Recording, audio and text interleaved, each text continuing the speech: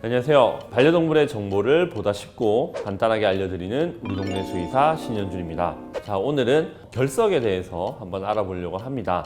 결석은 비뇨기 결석을 주로 얘기하는데요. 비뇨기라고 하는 거는 신장, 요관, 그리고 방광, 요도까지를 통틀어서 우리가 비뇨기라고 하고요.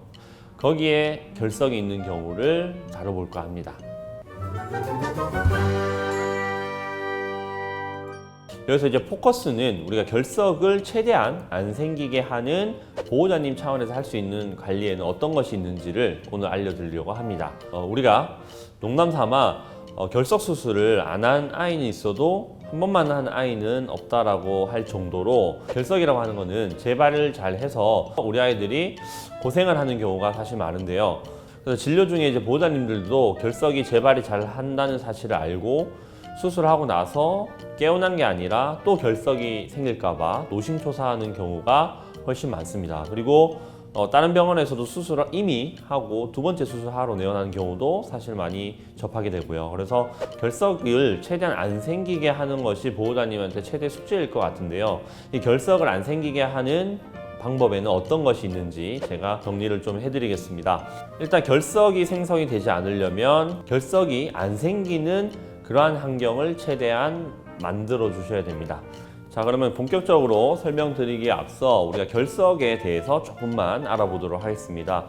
일단 결석의 종류에는 스트루바이트라고 하는 결석과 칼슘 옥살레이트라고 하는 성분의 결석으로 크게 구분할 수 있습니다. 그 외에도 시스틴이나 유레이트 성분의 결석도 있긴 하지만 우리가 임상적으로 자주 마주하는 결석은 대부분 스트루바이트 혹은 칼슘 옥살레이트 결석입니다. 이들 결석은 주요 성분이 조금 다르게 되는데 일단 스트루바이트는 마그네슘과 인이 주 성분이고요. 그리고 칼슘 옥살레이트는 이름에서 알 수 있듯이 칼슘과 옥살레이트라고 하는 수산 성분이 주 성분이 됩니다.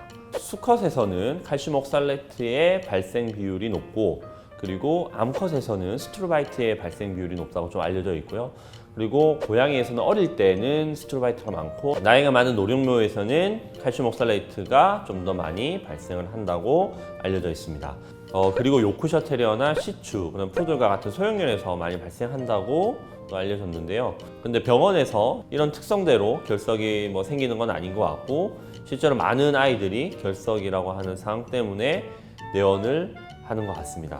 자, 이렇게 결석의 종류에 대해서 간단하게 이렇게 구분을 해본 이유는 실제로 이 결석을 구성하는 성분이 다르기 때문에 그 결석을 잘 생기지 않게 하려면 그 재료가 되는 성분들을 최대한 섭취를 제한하는 것이 사실 중요합니다. 그래서 실제로 보호자님들이 보조제를 먹인다거나 영양제를 먹인다거나 할 때 혹은 간식을 좀 준다거나 할 때 실제로 이 마그네슘이나 인의 함량이 높진 않은지 혹은 칼슘과 옥살레이트의 함량이 높지 않은지를 살펴보셔야 돼요. 그러나 대부분의 간식에는 이런 함량들이 좀 높기 마련이기 때문에 실제로 수의사들은 이런 결석이 잘 생기는 환자에서 간식을 최대한 제한하라라고 말씀을 드릴 수밖에 없습니다.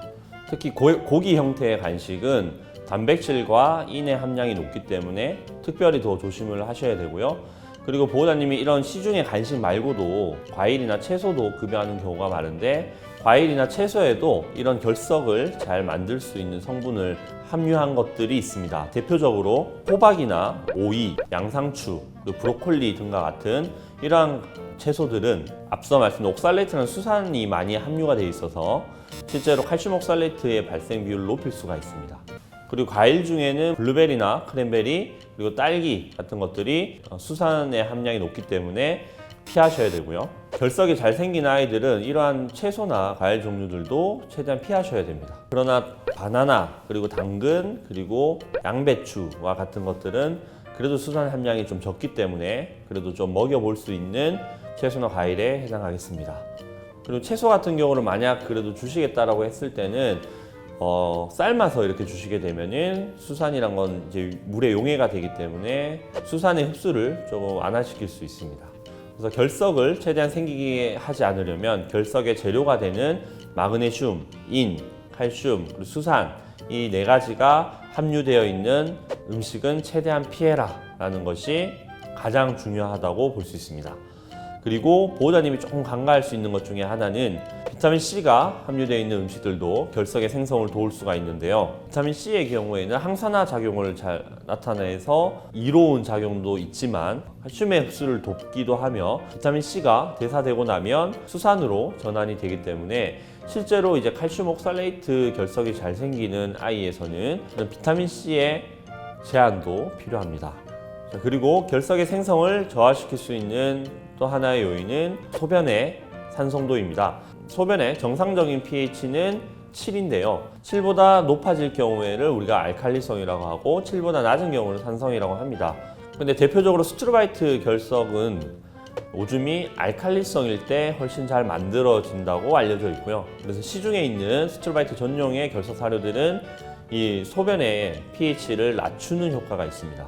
그리고 방광염이 있는 경우에 특정 세균의 효소가 뇨를 알칼리화하기 때문에 방광염을 가지고 있는 아이라면 방광염의 치료를 또 잘 해주셔야 소변의 산성도를 좀 조절해 줄 수가 있습니다. 마지막으로 이제 배뇨 습관인데요.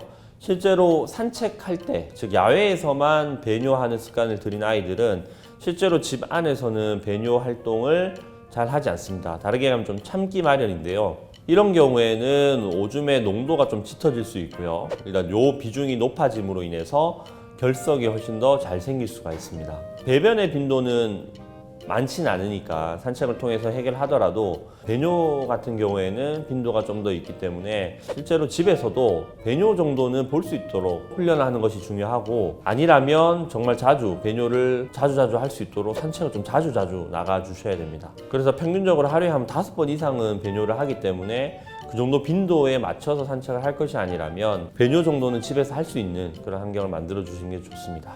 자, 그래서 정리를 한번 해보면 결석의 형성을 막으려면 일단 음식에 대한 관리가 가장 중요하다고 볼 수 있습니다. 음식에 대한 관리가 가장 중요하고, 두 번째는 건강한 배뇨 습관을 들이는 것이 중요하다고 볼 수 있습니다.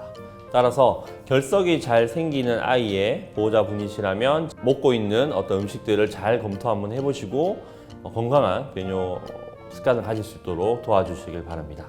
자, 오늘의 영상이 도움이 되셨다면 좋아요와 구독을 많이 눌러주세요. 안녕!